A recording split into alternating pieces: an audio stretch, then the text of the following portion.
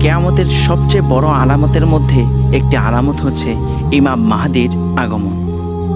সহিহ হাদিসের বিবরণ থেকে অবগত হওয়া যায় যে আখিরি জামানায় ইমাম মাহদির আত্মপ্রকাশ কিয়ামতের সর্বপ্রথম বড় আলামত। তিনি আগমন করে এই উম্মতের নেতৃত্বের দায়িত্বভার গ্রহণ করবেন, ইসলাম ধর্মকে সংস্কার করবেন এবং ইসলামী শরীয়তের মাধ্যমে বিচার ফয়সালা করবেন।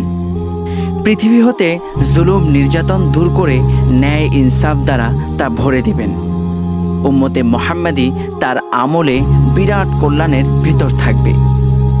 ইমাম ইবনে কাসির রাহিমাহুল্লাহ বলেন, তখন ফল ফলাদিতে প্রচুর বরকত হবে, মানুষের সম্পদ বৃদ্ধি পাবে, ইসলাম বিজয়ী হবে, ইসলামের শত্রুরা পরাজিত হবে এবং সকল প্রকার কল্যাণ বিরাজ করবে।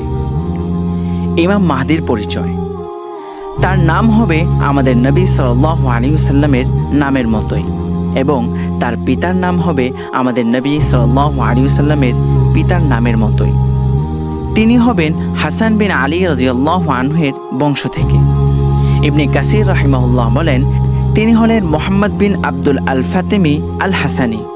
তার আগমনের স্থান, তিনি পূর্বের কোনো একটি অঞ্চল থেকে প্রকাশিত হবেন, তবে পূর্ব দিক বলতে মদিনা মুনাওয়ারা হতে পূর্বের দিক বোঝানো হয়েছে। নবী সাল্লাল্লাহু আলাইহি ওয়াসাল্লাম বলেন, তোমাদের গুপ্তধনের নিকট 3 জন লোক ঝগড়া করবে, প্রত্যেকেই হবে খলিফার পুত্র, কেউ তা দখল করতে পারবে না। অতঃপর পূর্বের দিক থেকে কালো পতাকাধারী একদল সৈনিক আসবে, তারা ব্যাপক হত্যাকাণ্ড চালাবে। হাদিসের বর্ণনাকারী বলেন, এরপর নবী সাল্লাল্লাহু আলাইহি ওয়াসাল্লাম এমন কিছু বিষয়ের কথা বর্ণনা করলেন যা আমি স্মরণ রাখতে পারিনি। তোমরা যখন তাদেরকে দেখতে পাবে তখন তাদের নেতার হাতে বায়াত করবে, যদিও বরফের উপর হামাগুড়ি দিয়ে উপস্থিত হতে হয়।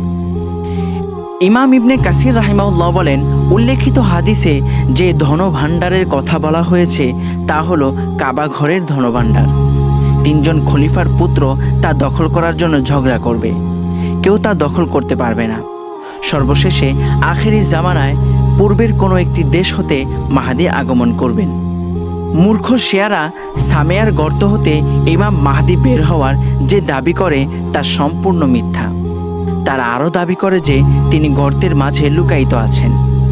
শিয়াদের একটি দল প্রতিদিন সে গর্তের কাছে দাঁড়িয়ে অপেক্ষা করে। এই ধরনের আরও অনেক হাস্যকর কাল্পনিক ঘটনা বর্ণিত আছে। এই সমস্ত কথার পক্ষে কোনো দলিল নেই। তিনি আরও বলেন, পূর্বাঞ্চলের লোকেরা তাকে সাহায্য করবে এবং তার শাসককে সমর্থন করবে। তারা কালো পতাকাধারী হবেন। মোট কথা, আখেরি জামানায় পূর্বদেশ হতে তার বের হওয়া সত্য। কাবা ঘরের পাশে তার জন্যে বায়াত করা হবে। বন্ধুরা, এই ছিল আজকের ভিডিওতে কিয়ামতের সবচেয়ে বড় আলামতের মধ্যে একটি আলামত হচ্ছে ইমাম মাহদির আগমন। আগামী ভিডিও পাওয়ার জন্য আমাদের এই চ্যানেলটি সাবস্ক্রাইব করতে পারেন, পাশে থাকা বেল আইকনটি অন করে দিতে পারেন। শেষ করছি, আল্লাহ হাফেজ।